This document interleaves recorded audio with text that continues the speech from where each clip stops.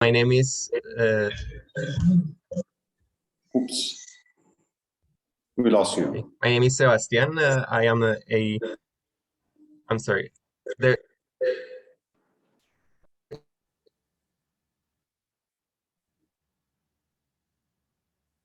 You are breaking. okay, now I should be. Yes, yes. Can you hear me now? Yes, Okay. clear. Uh, great. I'm sorry about that. Sometimes the Wi-Fi here breaks. My name is Sebastian Rodriguez. I am the editor-in-chief at Climate Tracker. I am a climate journalist from Costa Rica, which is a small country in Central America. Here I started my time as a climate journalist back in 2015. I helped to Here I helped to found the first climate climate focused website on specialized in climate news called Ojo el Clima, uh, which dates back to 2015. There we started doing the sort of like the first types of climate journalism in the region. Um, Gladly, it went well and it grew quite a bit. Um, I then started doing a lot of freelance works with Thomson Reuters and Mongabay and a few other international outlets.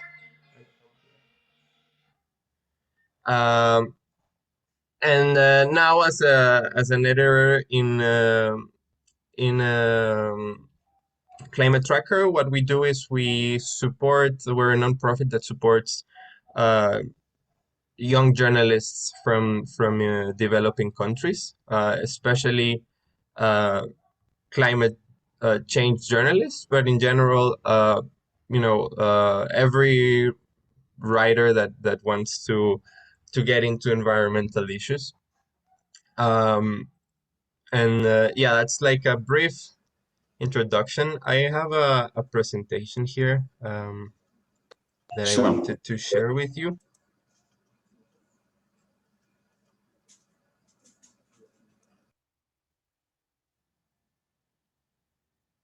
Okay, here we go.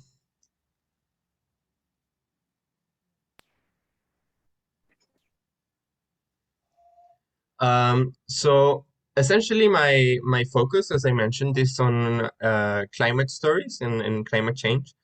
Um, so what I wanted to share here was a few tips to finding good climate stories, and to to treat uh, how to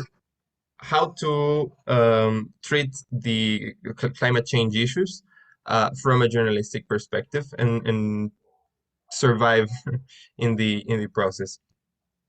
Um, so first, I want us to all be in the same page with regards to climate change. Um, who can tell me what this graph is? What do you think this graph is?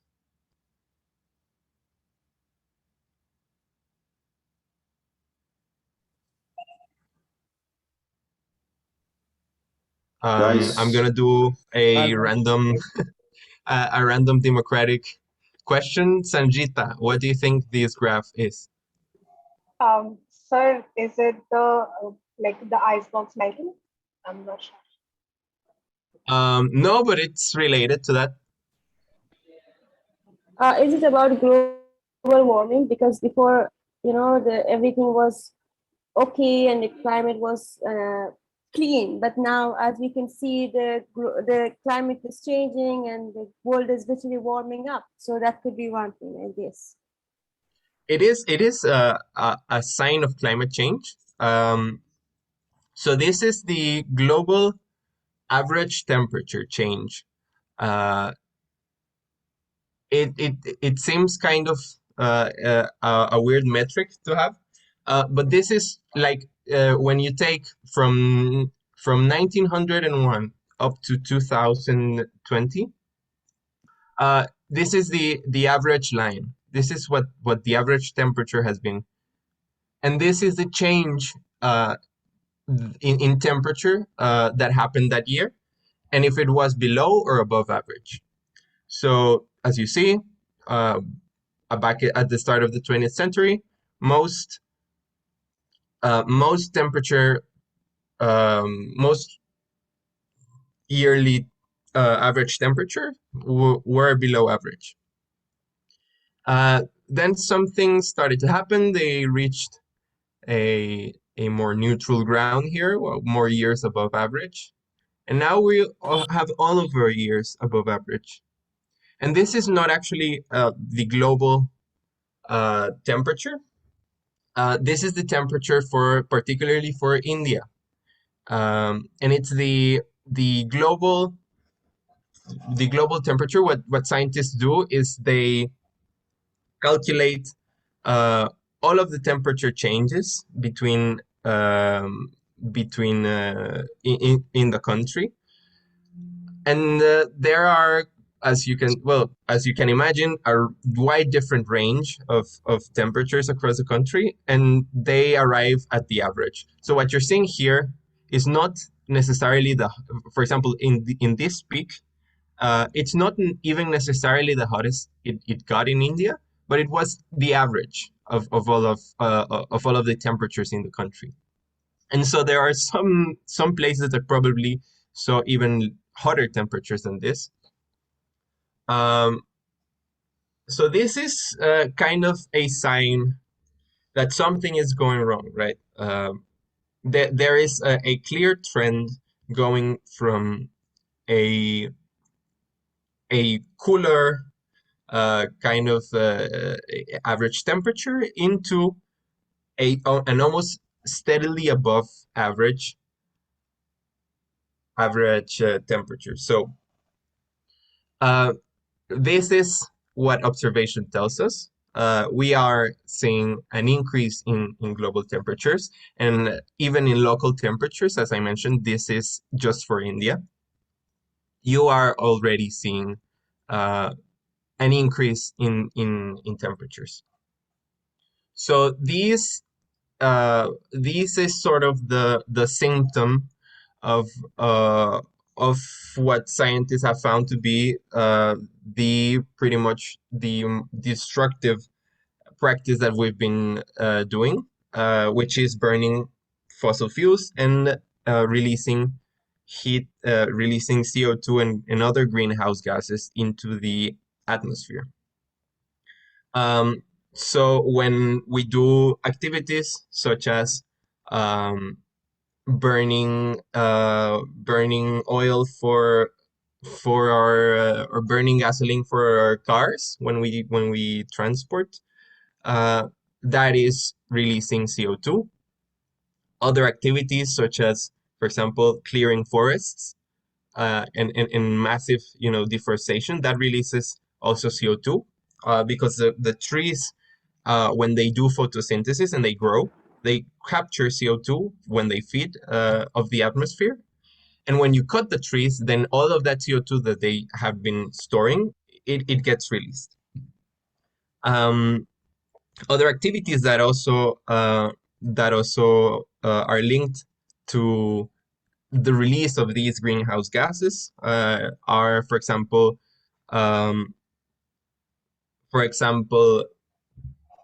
the use of electricity. When we burn coal to, for example, to produce electricity in a certain region, that the burning of the coal to generate electricity is one of the major sources worldwide for these greenhouse gases. What we're seeing is these gases are being released into the atmosphere. We're releasing them through these types of activities.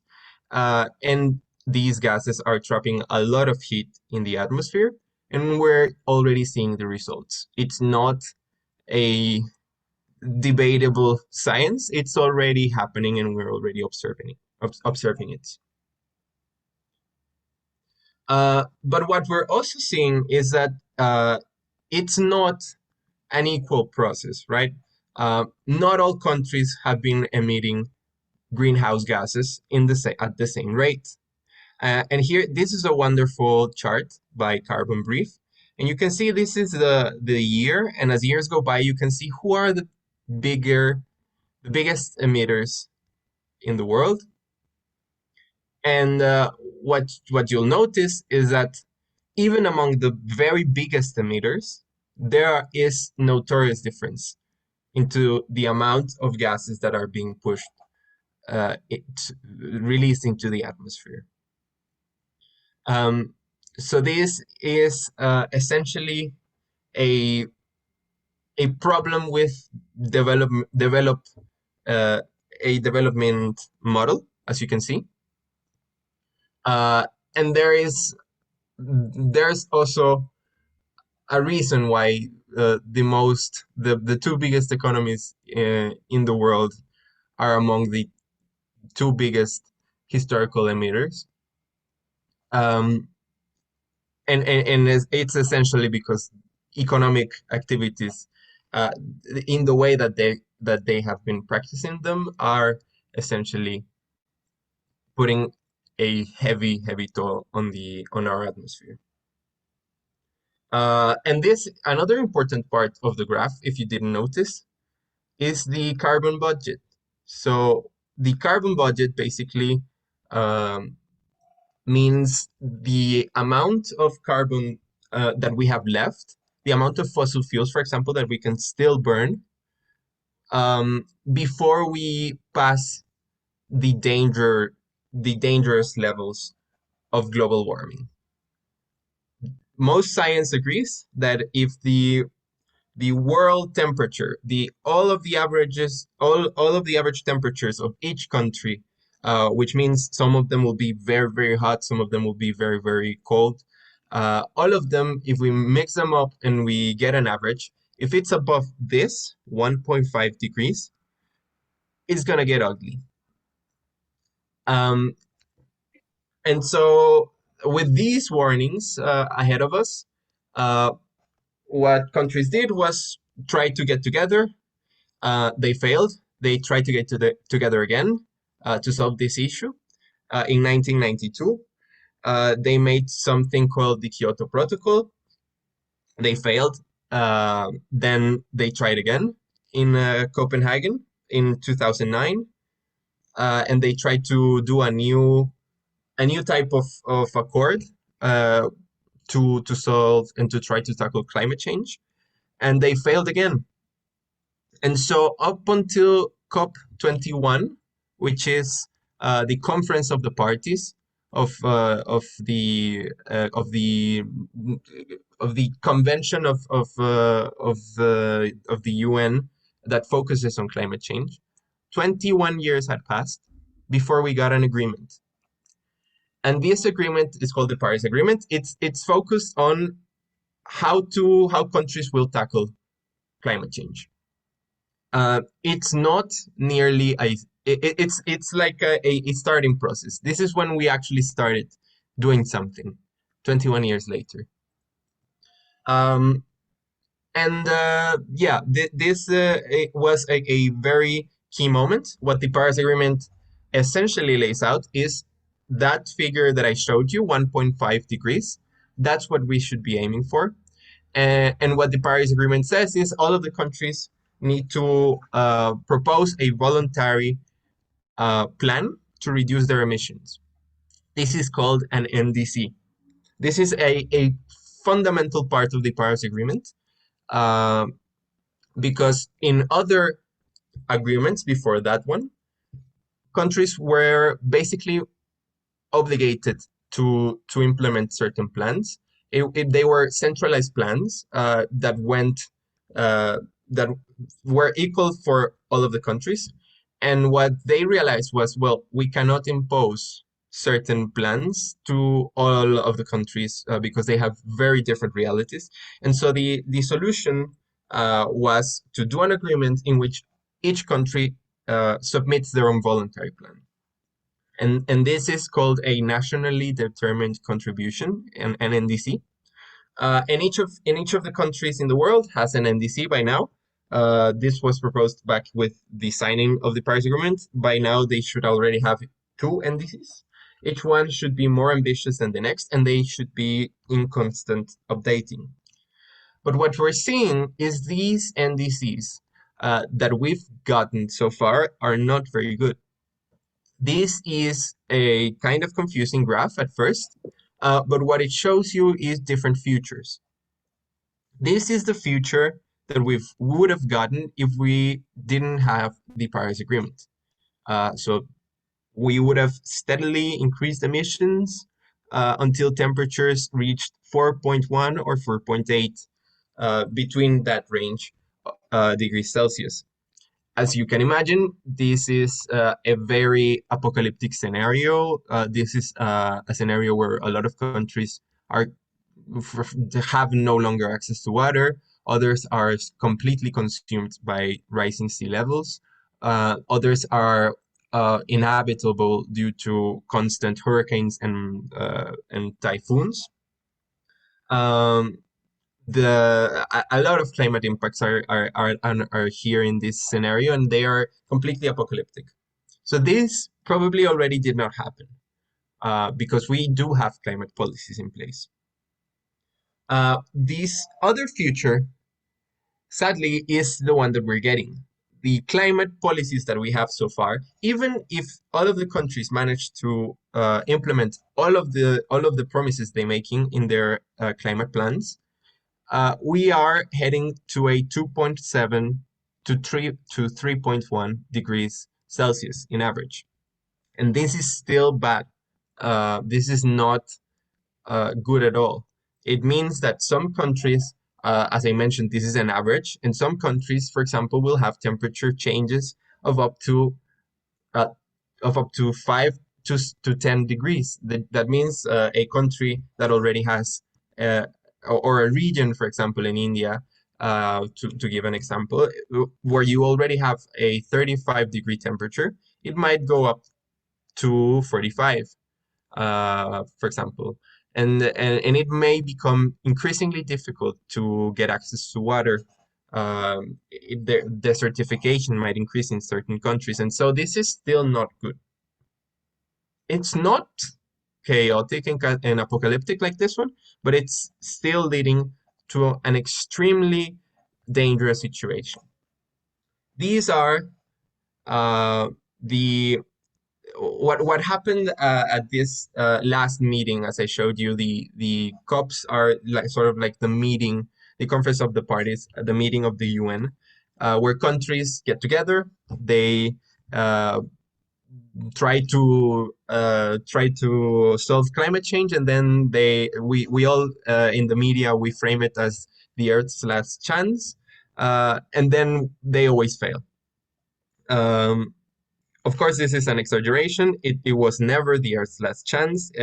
One sole meeting cannot solve climate change at all, and they never. If you're expecting that, they never will succeed. But they do really small steps each time they meet. And so what happened at this last Conference of the Parties was a lot of countries, among them India, by the way, did informal pledges and informal targets. India, for example, said we're going to be carbon neutral by 2070. That is huge, of course, for a developing country with the scale of India's economy. It's incredibly difficult to reach carbon neutrality, and everyone was very happy to hear that pledge because it meant that a country, the last remaining country that hadn't fully committed to the process of carbon neutrality, was aiming for it. Even if it's in 2070, it was still better than than what we had before, which was nothing. But this is an informal pledge. We didn't get a plan. We didn't get a detailed plan by decade of which outcomes we would be expecting. We didn't get a set of policies that would be implemented. What we got was an intention. And that is a very good intention. And as you see, just with India's commitment alone and a few other pledges, but mainly with India, uh, we can get, if implemented correctly, we can get to 2.4 degrees Celsius. So we're managing to lower it down ever so slightly. But what we should be aiming for is, of course, as I mentioned, 1.5 is the safe amount of global warming that we can have. And 2.0, well, 2 degrees Celsius is what the Paris Agreement says that it is its goal. The goal of the Paris Agreement is to lower global temperatures below 2 degrees Celsius. Everything above that is bad. Even 2 degrees is terrible for many countries. There are some countries, especially island nations, that don't survive in a 2-degree pathway by 2100. So this is the sort of the current situation. So I don't want to lose you. I know this is quite a lot when if you don't know anything about what's going on with global warming. So I want Sejal to tell me what are the from the graph we've seen before. What are the three biggest historical emitters, if you can remember them?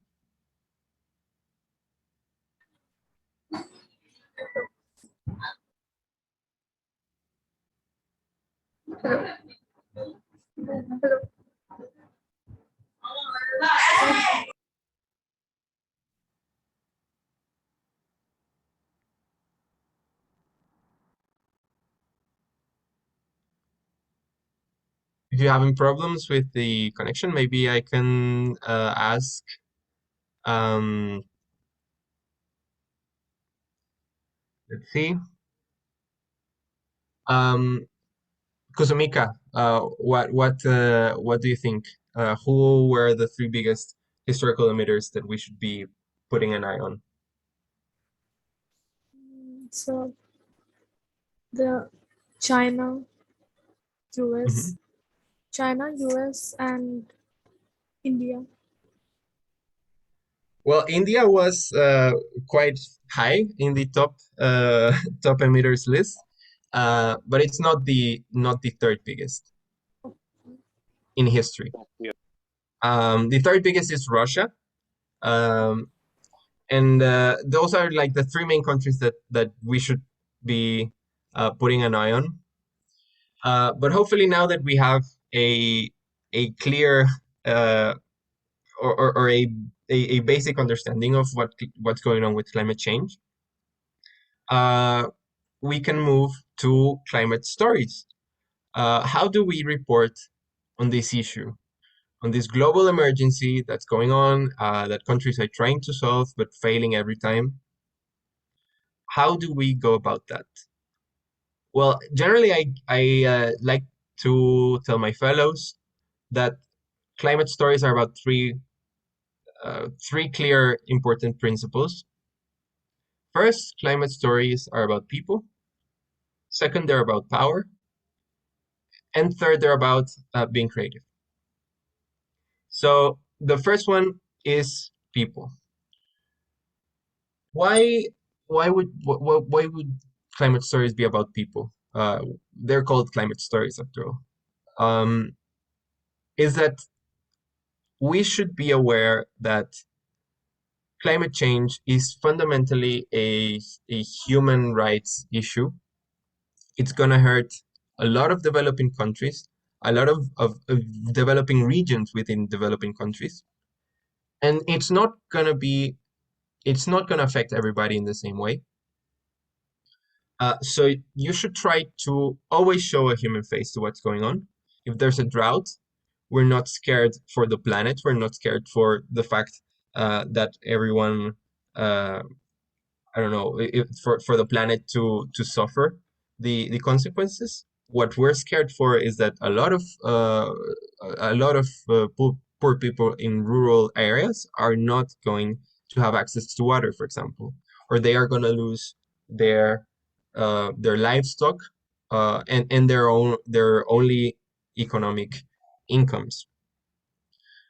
So what you should always be thinking of is who are the main characters of our story, and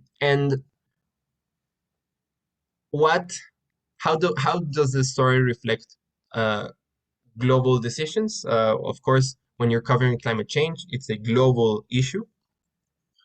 And how is this global context affecting local people in the vulnerable territories? So this is one quick example. This is from one of the UN meetings that I mentioned. This was in 2017 in Germany. And this is a very diverse panel of all white male policy makers. And this was actually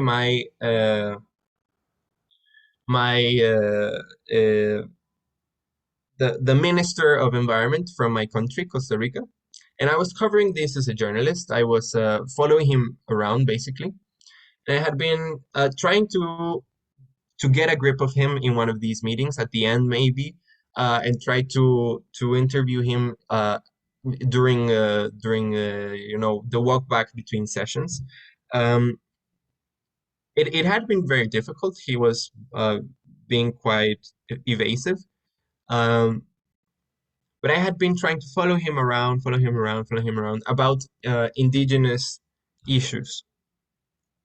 And when I reached this panel, at the end of the panel, well, he of course he ran away. I couldn't get a grip of him in this meeting, but I stayed and I started speaking with this other person, uh, which I got to know a little bit better, and then I realized he was from my country. Uh, I actually didn't even knew him, and until then. Um, and we started speaking, and I realized that he was an indigenous leader from my country, and he was dealing with the very issue that I was trying to cover through my environment minister. And so thanks to Levi, who is the environmental leader, I got to publish the story I had been working on. But ultimately, what the story was about wasn't about my environment minister. It was about these people. Um, this was a family back in Costa Rica that managed to, uh, to get financial access through indigenous organizations because they had been really abandoned uh, by the government.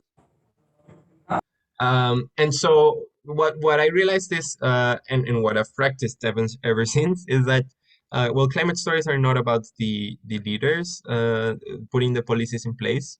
They're about the people that get the real consequences of those policies.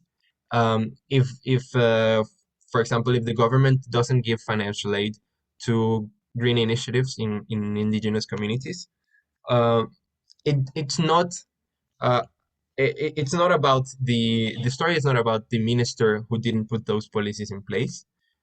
It's about the people that are suffering those real consequences of not having financial access, for example. So that's one example where uh, I um, I experienced it myself. Uh, in general, what science tells us is, at least for climate visuals, which means images, photos, etc. What science tells us is the core principle is showing real people. I think this applies perfectly well to storytelling as well. Uh, well, in general, visuals are a type of storytelling. So I like to think this applies as well uh, in quite a similar manner to our stories. So trying to show real people um, is the first core principle. Uh, Being innovative, showing the scale of the damage, showing emotions. So when somebody loses everything, and they face death during an extreme weather event, that's a fact, but it can also be a story. And a story implies that there are emotional effects in our characters that fundamentally change them. And so we have the sort of the moral responsibility of not hiding those emotions and not trying to make reality seem like those emotions don't exist, because it's a fundamental part of what's going on. So as a example, imagine a flood in Indonesia. This is an image I found from one of the local um, news outlets from Indonesia covering a general flood. Just the first one that I found. This was a type of imagery. As you can see, it's some houses being devastated by a huge flood. It certainly doesn't look like nobody is getting. It doesn't. It certainly is not a good situation happening there. But what science recommends, or maybe I forgot to clarify, these climate visuals is an organization focused on climate communications. It's by the University of Oxford, and by another scientific organization called Climate Outreach. And what they do is they experiment with different ways of showing climate communications in photos and videos, and they publish and they identify which are the best ways to create a connection between climate change and people. And so what they suggest is, let's move away from this and let's show it at the scale that it happened, actually. So this is way more impactful. Seeing a complete town devastated by climate change definitely has a bigger impact than seeing a bunch of houses. And tell a story. This photo, it tells a story. You start to imagine who is this person, who is this other person. They're at what seems like a home. They have a problem. We have characters, problem, a setting. We have all of the key elements for a story here. So try to think of showing real people when you're covering climate change. In general, covering environmental stories. Environmental issues are essentially about human rights and about real people. So this is kind of an example of that. This is a true headline that I found from a very big news outlet in Britain that says fertility rates are going down in Britain because of climate change warnings, experts say. So the idea of the story basically is that climate change is generating anxiety among women, and they are choosing not to have children. Now, who do you think were the sources for this story? Darshan, what do you think were the sources? Sorry, sir, can you please repeat that, please? Yes, it says fertility rates are going down in Britain because of climate change warnings, experts say. So the idea of the story, the premise was that climate change warnings are generating anxiety in women, and they are choosing not to have kids. Who do you think were these sources for this? This from the expert and human in Britain? Yes. You don't have to say like the exact person, but maybe like what I don't know if academia, government, the type of sources that you would imagine would be in this story.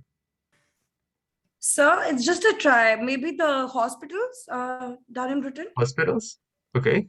So as well as the data. Like we have a census every 5 years, so maybe like a fertility rate The which comes. birth Yeah, rate of children. yeah, so that's a the good guess, actually. so the counselors like Thank you, sir. Counselors? so like the one who Hmm. counsels people, so they get patients like this who are very anxious after listening to the such announcements like global warmings and everything. So they Yeah, can, yeah. that's also a nice guess. Anyone else has a guess for this one?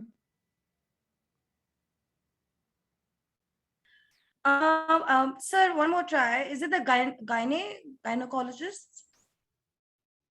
Can be the source too. Gynecologist? Yeah, yeah. That's also that would be an interesting. So this story came out.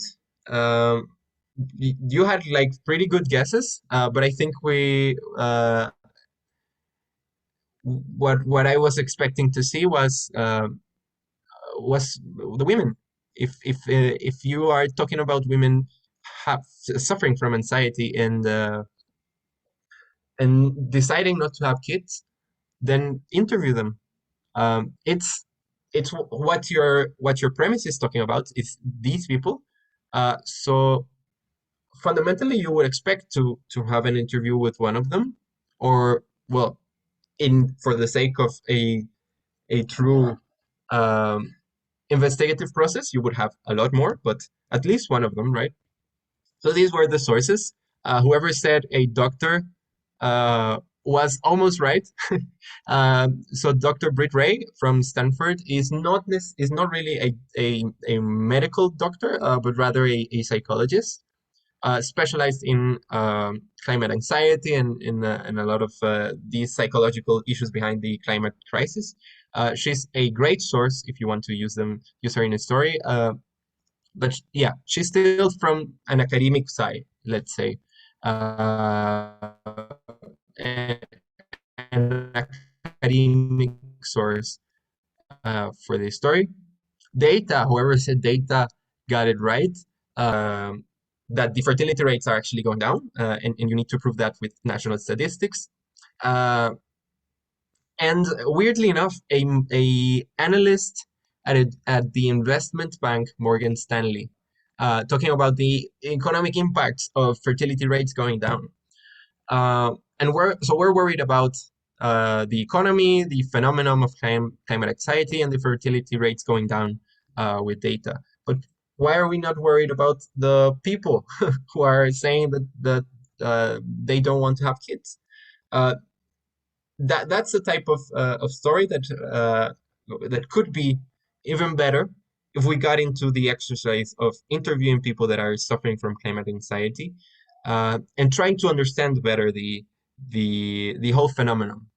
Of course, a this all of these people will tell you uh, a version of what's going on, but who can tell you the direct impacts of why climate anxiety is keeping them from having children um, are the people that are suffering from it. So yeah, it's essential that we center on people and we center on the main characters of our story. So we move on to the next um, sort of main issue that I would say is fundamental to covering climate change, and it's that covering climate change is about fiscalizing power, uh, and that may come in very different forms. Um, but essentially, what I would say is climate change and in general environmental issues are about fiscalizing power, in the same sense that political journalism is, and that investigative journalism is about fiscalizing power. Uh, so we can think of power in three main sort of very general domains. Uh, in the domain of an economic interest. For example, a oil and gas company proposing a drilling project in your community. It can also be an agricultural company proposing a new plantation within a forest. It can be political influence, a politician backing the economic interests, or a politician lobbying in favor of economic interests.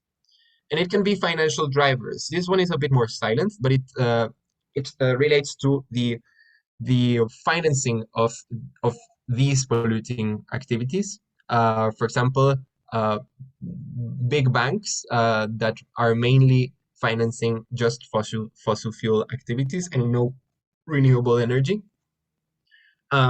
So these are three general domains that you should be on the lookout for. And this is a very great example that I like to show all of the fellows. This was back in 2015, and a team of reporters from Inside Climate News, which if you don't follow them, please rush to this outlet. It's a really great uh, news outlet in the US focused on climate change. And they won the Pulitzer Prize for this investigation. What they realized is Exxon, which is the biggest oil and gas company in the world, uh, in the United States, knew before all of the science was clear at a global level, before all of the countries even decided to tackle climate change in 1992. They knew since the 70s, since 1970, they knew that their activities were the main driver of global warming, and that if they kept going on with these activities, uh, it could and had the potential to cause a catastrophe. Uh, so the team of reporters had the lead into they had the hypothesis based on a couple of the record conversations, and they knew that uh, so they had the hypothesis that the company knew about this, and so what they did from there was basically interviewing the former company members, former employees, scientists that worked for the company.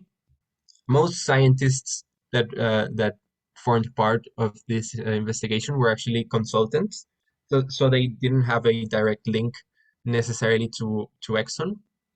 And through them, they got access to a lot of internal documents that confirmed what they had as a hypothesis. They realized that between 1970 and 1986, the company had multiple studies that confirmed the that their activities were damaging the Earth's atmosphere, and they also confirmed that the top executives from the company knew about those impacts, which is very important because it means that in spite of them knowing, they carried on as a business decision, and they fired a lot of scientists after this research, which is also uh, really, really bad. Most of the documents came from public archives, as it says in the very story that they published. But in the United States, certain universities and research centers had an archive of the uh, of of the history of these oil and gas companies. So they got access to those documents through the University of Texas, for example, the Massachusetts Institute of Technology, and the American Association for the Advancement of Science. So this is an excellent example of how to find an economic interest and fiscalize it through investigative reporting. So they started from a hypothesis, and then they, through rigorous data and through extensive interviews, they managed to prove that their hypothesis was true. And that Exxon, in the name of an economic interest, created a, a severe damage to the Earth's atmosphere. So this is another example that happened to us in Climate Tracker. So we received this. It seems quite blurry. We received this press release from Asia Development Bank that says we're announcing the end of fossil fuel financing. Remember the third driver that I showed you? There were economic interests, political influence, and financial drivers. Asia Development Bank is a very good example of a financial driver of environmental impacts. And they are essentially what they do is they finance a lot of coal, oil, and gas projects in Asia. And yeah, I mean, they are essentially the machine behind a lot of the um, climate uh, impacting projects in the region. So we got this press release back in May, and it was very interesting, but it was maybe too good to be true. So one of our writers, one of our freelance writers, oh my God, I think I lost this image. Okay, there it is. One of our freelance writers, Rishika, asked the question, really, if it seems too good to be true, it probably is. And so she started to investigate a bit about this and realized that, okay, the Asian Development Bank is backing out from coal, but it's still very much going to keep financing natural gas projects, which are still fossil fuel projects and are still generating a big chunk of emissions right now. So this is another example of how to spot, big economic interests and institutions in a position of power, and how to spot uh, the ways in which they could end up harming, engaging in climate warming activities. So for these stories, as you might saw, the best interview you can do is have data and have documents that prove your hypothesis. In both cases, in our case, which I can talk a bit more in depth, we had the actual proposal from the Asia Development Bank. It was kind of hidden, and it was kind of difficult to get it from them, but we got access to the proposal they were moving internally, and we realized that it was still leaving a lot of doors open for natural gas projects. So we had documental sources as well as data of new projects in Asia. Those two are very important when fiscalizing power. It's generally kind of hard to fiscalize power just with interviews or with a general three-source type of story. So when doing these types of stories, we need to have a little more diligence and to have a extended process, reporting process. So these are possible data sources. These are, I left you in the presentation that I can send you later, a list of open data sources. Among them, For example, Global Forest Watch is very useful. It's a map of where deforestation is happening all over the world, and you can see the map there, and it's quite useful when you're reporting and you want to fact check somebody speaking about deforestation. This is a nice resource. Climate Action Tracker is also a nice resource to do, for example, when you're tracking each of the country's commitments and to identify if their climate plans are good enough. This platform helps you to identify that. So again, as an exercise, I want us to think. One important aspect is that basically we're past the age of climate denial, and when fiscalizing power, we shouldn't really be too worried about people in power denying climate change, but we should be increasingly worried of people greenwashing their efforts and doing promises and pledges that they cannot live up to, or they are not even planning to live up to. And we have a lot of net zero pledges by companies. Every major company in the world has a net zero pledge. Google, Facebook, Microsoft. They all have a net zero commitment. But we need to fiscalize, and we need to be attentive into their actual efforts and if they are actually on track to meeting that pledge.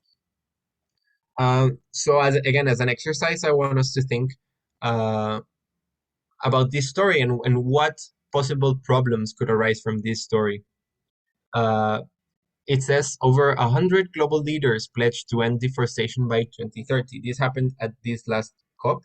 And 100 countries, including countries like Brazil, promised to end deforestation by 2030. So again, very democratically, Rachel, what do you think could be a problem with this story?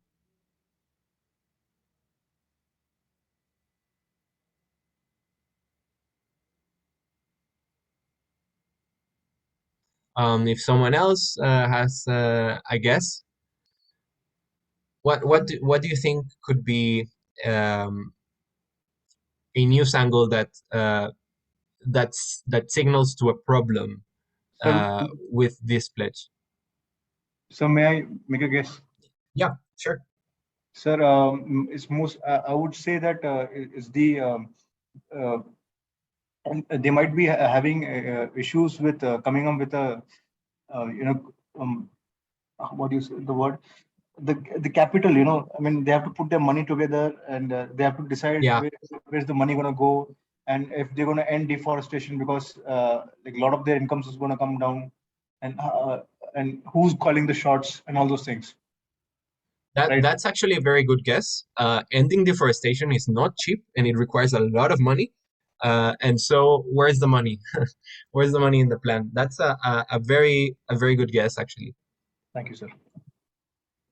Anyone else has a guess? There could be a number of problems that arise from this, but let's hear if you have any more guesses. Sorry, hi. I'm not sure if this is like part of how like countries go about making their pledges, but leadership changes. So if leaders aren't on board with this pledge, then that might cause issues in like having it come to fruition. Totally. Yeah, that's a very real problem. And it happened to the US, actually, when Donald Trump came in. They had a lot of commitments with the UN that they assumed under Obama's administration. And then by the time Donald Trump came in, they weren't able to meet any of their pledges because he halted all of the efforts. So that's a very interesting angle. And it's a very real problem that could prevent this from being achieved. What else? Any other guesses?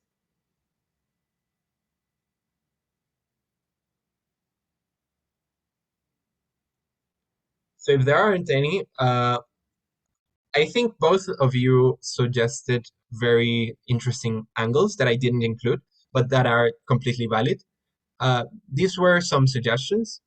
And of course, the first one that comes to mind is it likely to end deforestation by 2030? Especially when some countries are known to make false promises. If I don't know, if Indonesia and Brazil both signed that pledge, which they did, it's very hard to believe them. These are the countries with some of the highest deforestation rates in the world, and it's by this point it's quite hard to believe that they will actually be able to stop deforestation by 2030. Another uh, another concern is human rights. If there are major conservation efforts, or if in any way forests are intervened, will it affect indigenous people?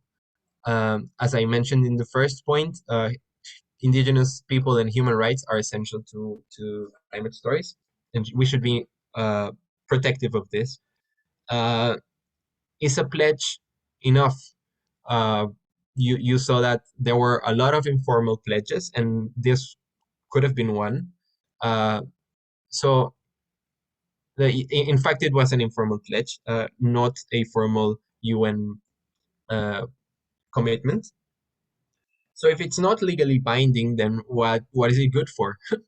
And a last idea that could arise from that is 2030 too far away to make a deforestation pledge?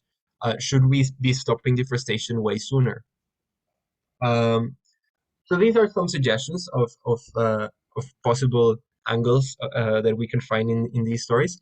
But generally, both of you had very valid points.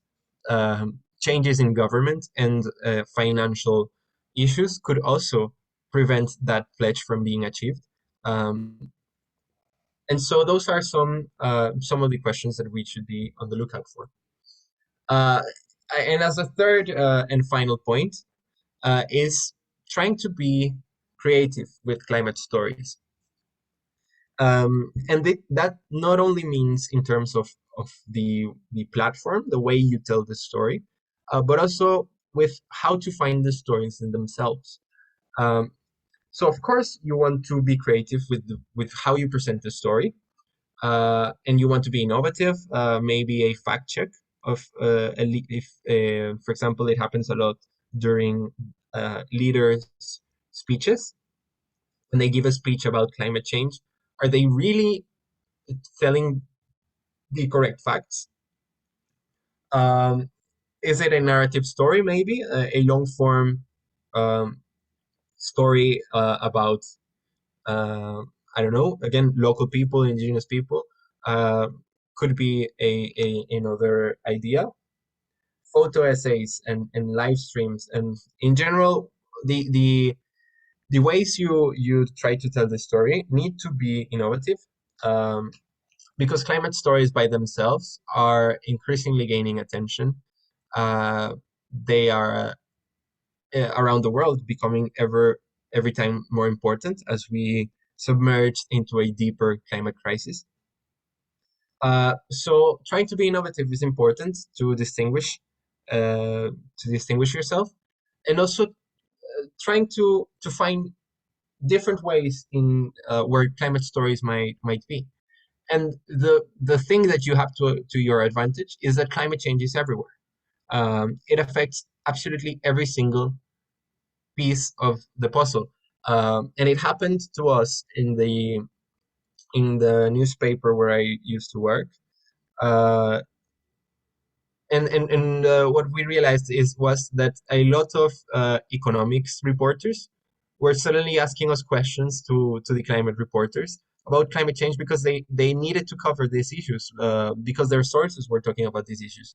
And so climate change became also an issue for the economics team, and then for the politics team as well. and the health team. And in general, in the ideal, for example, of a news organization is to have a transversal climate focus across all of the desks and all of the sections possible, because it's affecting absolutely everywhere. And one example is these are the leather seats of cars. When you go into a luxury car, they usually have a leather seat. And one climate story that came out just recently is that these leather seats come from cattle in Brazil, mostly in Brazil, one of the main exporters of livestock in the world, and particularly of leather. And that cattle is being raised in the Amazon. Uh, and it's driving deforestation in the Amazon, and this is feeding into that. That's an interesting story that came out just recently. You can point at pretty much any object, and it has a link to climate change and to climate change emissions. Another idea is sports. Sports are increasingly being affected by climate change. As one example was the Olympic Games in Tokyo, where a number of athletes, including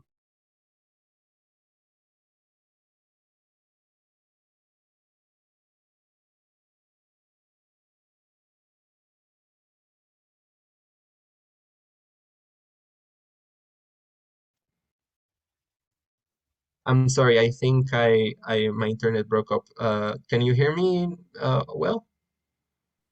Yes, yes, Sebastian. Yes. Okay. Okay, thanks. So what I was saying is another idea is the Olympic Games. And in these past games in Tokyo, a number of athletes, including two Russian athletes, fainted in the middle of their disciplines. Um, because of the extreme heat uh, that was hitting um, the country at the time. So sports are going to be increasingly affected by climate change, and this is just like two suggestions and two ideas, but generally you can think about pretty much any activity, whether it's a sport, an economic activity, a I don't know, a music festival or whatever you're thinking of. It's probably has a connection to a climate story, and they are going to be affected by climate change in some way. So this is a way of finding stories that I would suggest to everyone. And I think I've spoke uh, through quite a lot of time. I had a couple of slides with the usual mistakes that we find all over the world with our fellows. But I can do a small session, a small round of questions if you'd prefer it, um, since since I've taken up a bit of time by now. Yeah, guys, any questions? You can raise your hands and ask a question. Can I ask? Yeah, go ahead, please. So one thing I'm kind of concerned about when I think about covering climate change is the amount of science I have to understand beforehand. So how do we go about processing all of that information, and like what would you say you need to know going into a climate story, and like what's sort of okay to learn on the job? Mhm. Yeah, that's a usual concern. And as I was mentioning, it happened to us in the newspaper in which I worked on when I was starting, that a lot of economics reporters were started having the need to cover climate issues because for a lot of reasons, the droughts in the country were causing a lot of economic losses. What I would suggest is if you're specialized in another type of stories, for example, economics, politics, try to stick to your guns. You don't have to be a science reporter, and you don't have to cover necessarily the latest studies in climate change. And you just have to have the basic understanding that I showed you during the first part of the presentation. The Earth is warming. It's caused by our emissions of climate emissions. It's not equal among countries. There are certain countries that are having a way bigger impact than others. And so it's fundamentally an unequal crisis. And the generalities of the UN process. There is this thing called the Paris Agreement, and what we want to do is limit the temperature below 2 degrees. I think those are like the general facts that we should be aware of. Of course, what I would suggest is pretty much sticking to your guns, and there are amazing politics reporters that covered, for example, this past UN meeting. And there was particularly one story that I loved that wasn't really a climate story. It was more of like an inside political drama. It was by Politico, and they covered what they realized was at the internal of Britain's cabinet, there were internal fightings around this COP. The UK was the host country of the COP26, and what they realized through anonymous sources was that a lot of ministers, for example, didn't want to hold the climate summit, and there was a lot of internal fighting. So that's, for example, that's a political story. It's not really about science. It's not really about they didn't really have to worry too much about any recent studies or about metrics or data or anything. They just stuck to their guns and they covered it from a political perspective. And I think that's also very important because we as climate journalists that started way back, we have a fundamental technical foundation, right? We have been covering like the technical aspects of climate, of data and emissions and all this, but we haven't been covering the politics too well, or we haven't been covering the economics too well at all. If so, it probably would be a much bigger issue by now. So we need political reporters to get involved. We need economics reporters and sports reporters and reporters from everywhere to get involved in this issue, because probably they can do a much better job at what we have been doing. So yeah, that in general, what I would suggest is, core basic facts, but really it's more important to stick to your guns.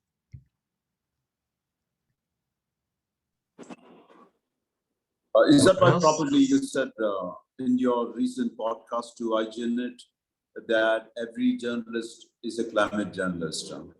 Yeah. So that's exactly that principle. I wanted to ask that question, you already answered. Yeah, I mean, we all are covering climate change. We're not realizing it, and we are going to cover climate change a lot more, and we're just not realizing it.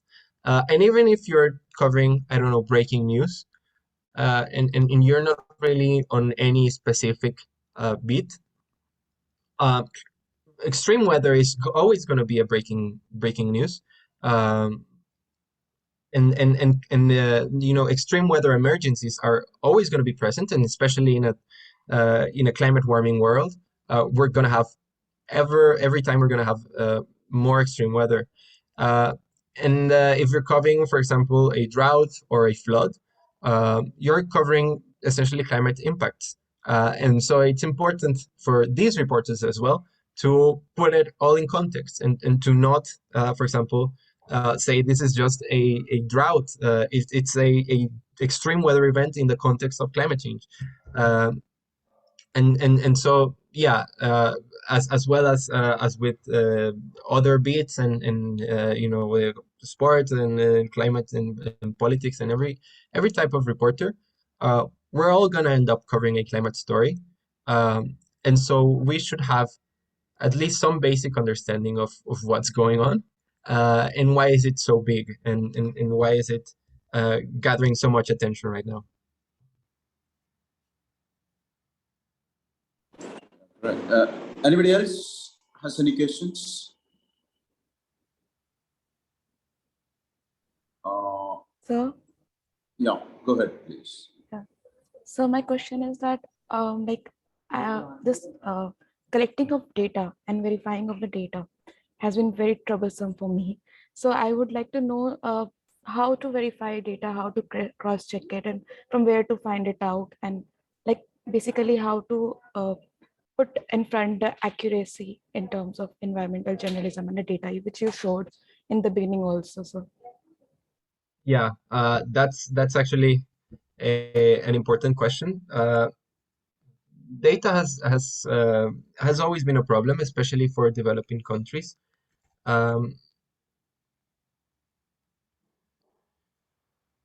What I would suggest is when looking at local data, try to at least double check with global data sources. I included a couple of them in the presentation. I will send that presentation to you. But there is this list of open data sources. Let me show you.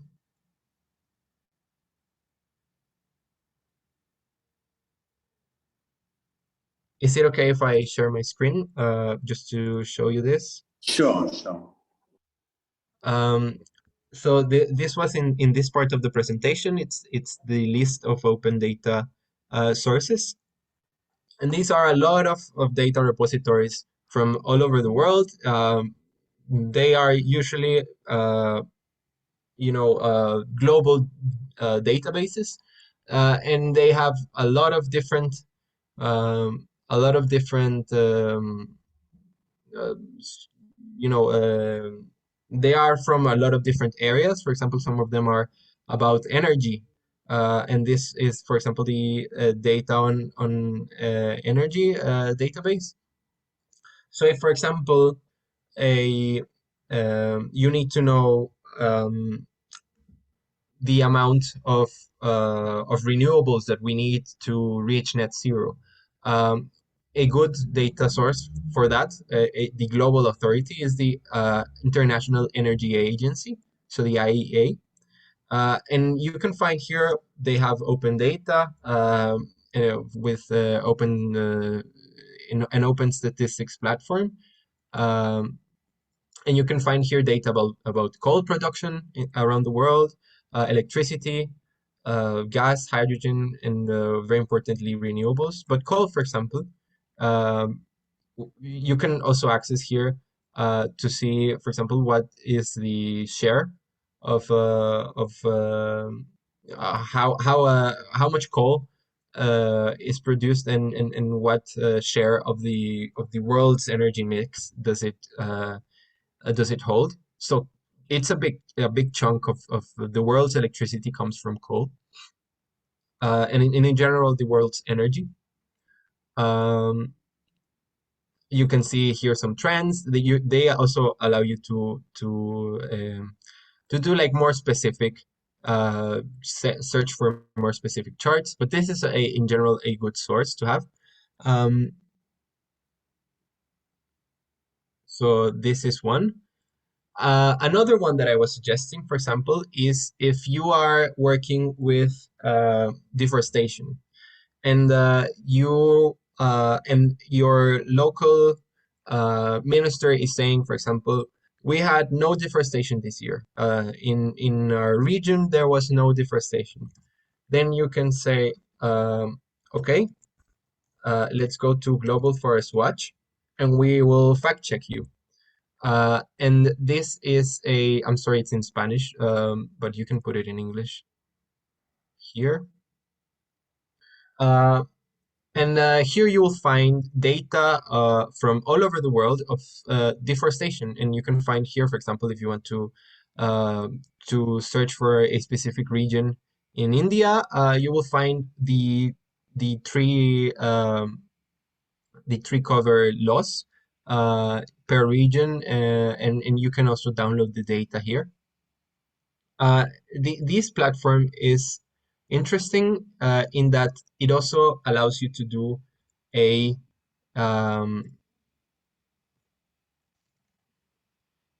profile of each country. So if you want to do, for example, a profile of India, it does all of the main analysis for you, and it gives you a profile of the country. So for example, the amount of forest that India had back in 2010, which was 11% of its land.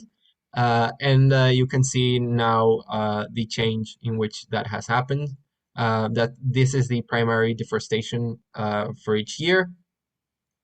The tree cover loss, so as you can see, the rate is increasing even.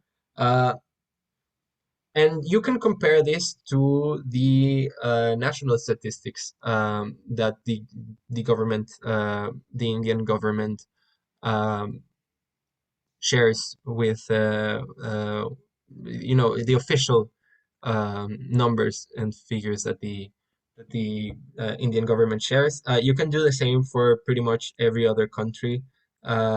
Here, this portal is supported by, I think it's the university in the United States. I cannot remember which one.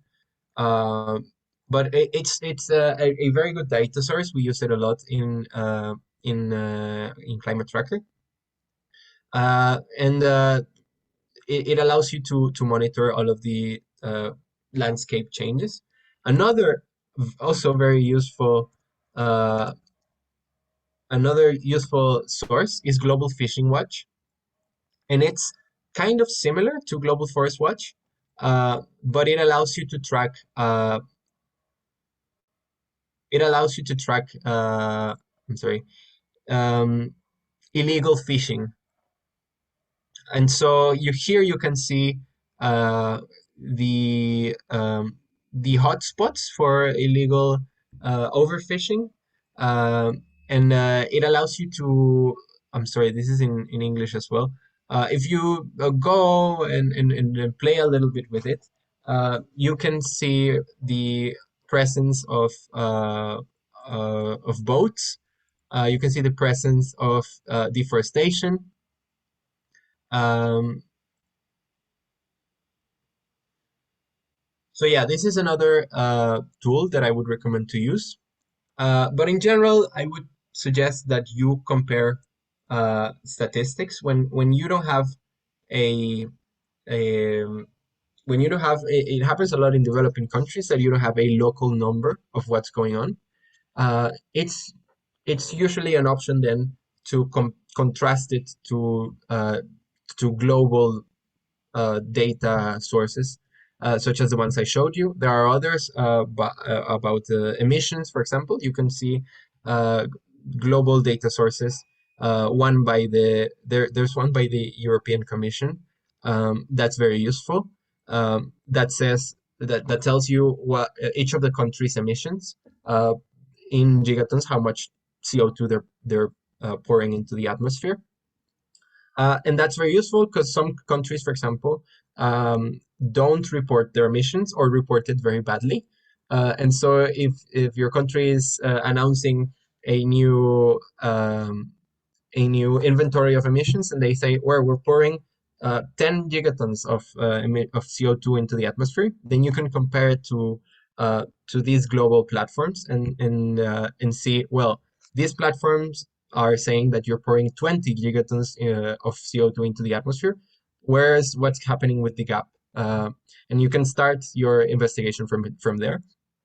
But usually it's very useful to compare those because especially in developing countries, and it's happened in my country as well, some of the data is not very good.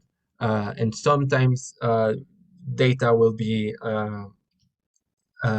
changed, or statistics will be played with. So it's a good idea to contrast those sources. All right. Anybody else? Yes, sir. Can I go? Yeah, go ahead. Yeah, hello, sir. So my question to you is, the concern of climate change is also a lifestyle issue.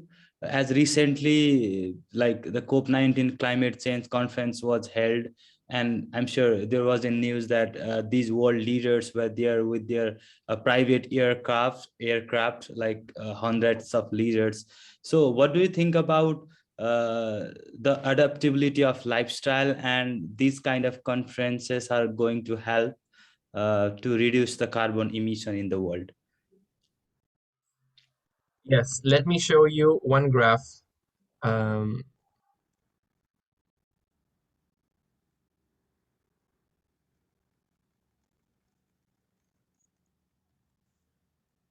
that I didn't have ready, but it's very illustrative of what you're saying.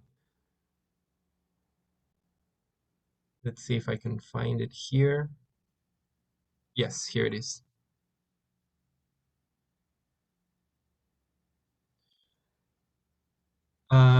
So I'll share my screen again. So this is a graph that's made by an organization called Oxfam, which investigates inequality all over the world. And what they found was this is the amount of CO2 that's generated by just the richest 10% of the world. So just the richest 10% emit half of the CO2 of all of the world. And it makes sense, right? If transporting and burning gasoline generates more CO2, if more electricity generates more CO2, and if more I don't know, and if more food, for example, such as beef or other types of meat, generate more CO2, the people that consume that the most are going to be the ones that are generating most of the emissions. So yeah, the 10. Just imagine this. I mean, the poorest 50% of the world, it's not even responsible for 5% of the emissions in the world. So it's a fundamentally unequal crisis. It's a development model crisis in general, um, and it. I mean, a lot of the problems with the climate crisis are really problems with the economic system in general that we're implementing.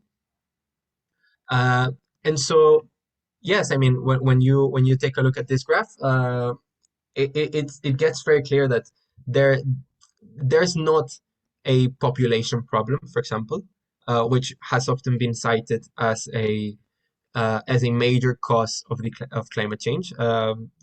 People saying there's too much people, it's causing the climate crisis. Well, no, just a, there's yeah, there may be too much people in the future, but right now the problem is that the richest people are living at and generating an amount of waste that is not sustainable at all. And of course, it's impossible to think that the rest of the world could live in the same way as these richest people do, because we would have no planet. We would have a wasteland instead of a planet. Um, but what you can also see is that wealth and CO2 emissions are not equally distributed, and they are concentrated in the world's richest. Of course, that means, as you saw in the graph I showed you, that the world's richest countries are the biggest emitters.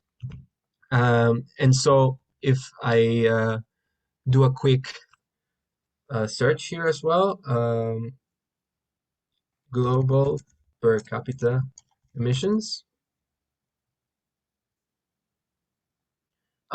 you can see that the countries that have the biggest emissions per capita are not necessarily the are not necessarily uh, the biggest emitters, but um, rather the ones that have a general better, decent lifestyle for their population in general.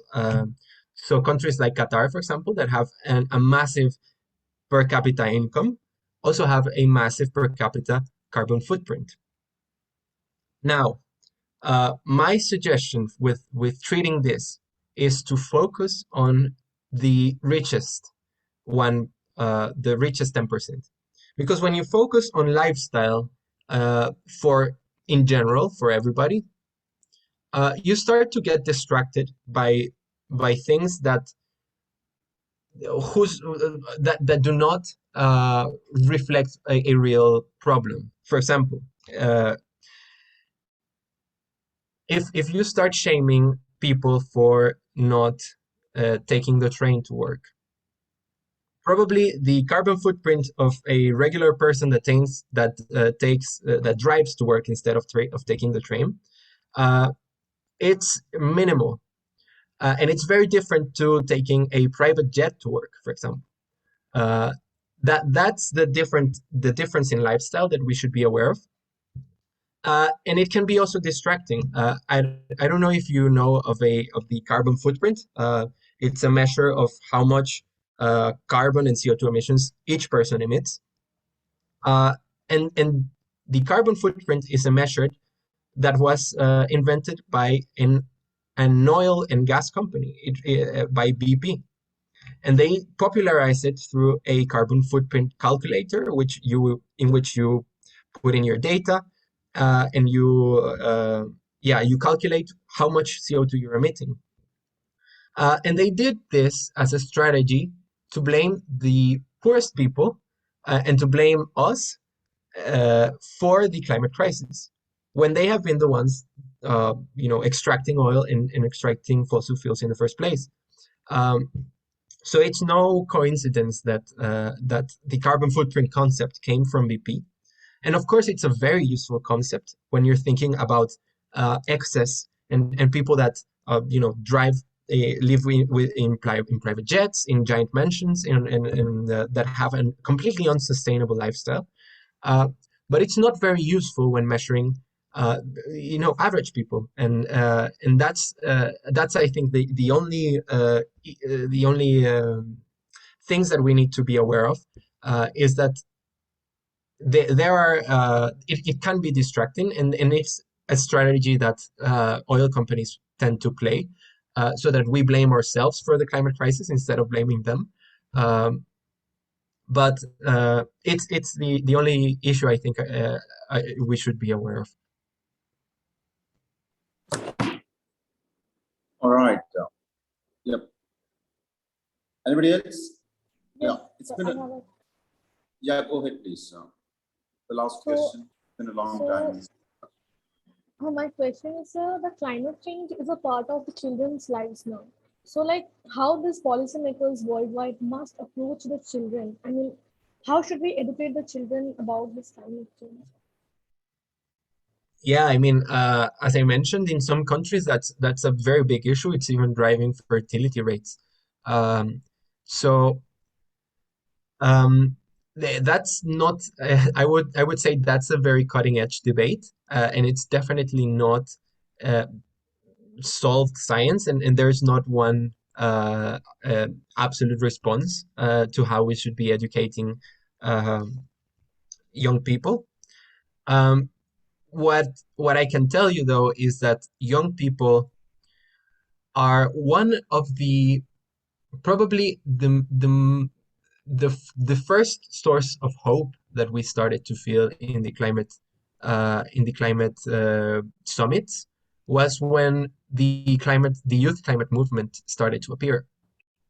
Because there was never such a thing as a climate strike or a climate march. And then all of a sudden you have not only climate march, but thousands of people gathering and not only just people, but young people demanding a change in a safe future for them. So this, what I would say is extremely important that young people are aware of climate change. It's extremely important that they are engaging not only through actions such as individual actions, like I was saying, not taking the train instead of driving. That's important, but for example, collective acting, collective demonstrations, gathering and protesting and doing and going to marches. That's a type of political participation that we had never experienced in the sort of climate sphere, and that I think was the most the biggest source of hope that we have felt since the Paris Agreement. And we were all starting to feel a little bit like Paris Agreement wasn't going to be a solution to climate change, and the countries weren't their pledges weren't going to be enough, and they were going to move too slowly for us to get anywhere. And this climate movement started to spark a debate in many countries, and in Britain, for example, the pressure is a little bit more extreme. It's driven by even civil disobedience, and there are people, vandalizing in the name of climate change, which is, kind of problematic. But it's increasing. What I mean is the pressure is so much in this country that global leaders have no option but to address it, or they will be kicked out and people won't vote for them. So information is important, and education is important as well around climate. Now, the specifics of should we tell them, it's kind of difficult, and I don't think I would be an expert source in that. What I would suggest is to look for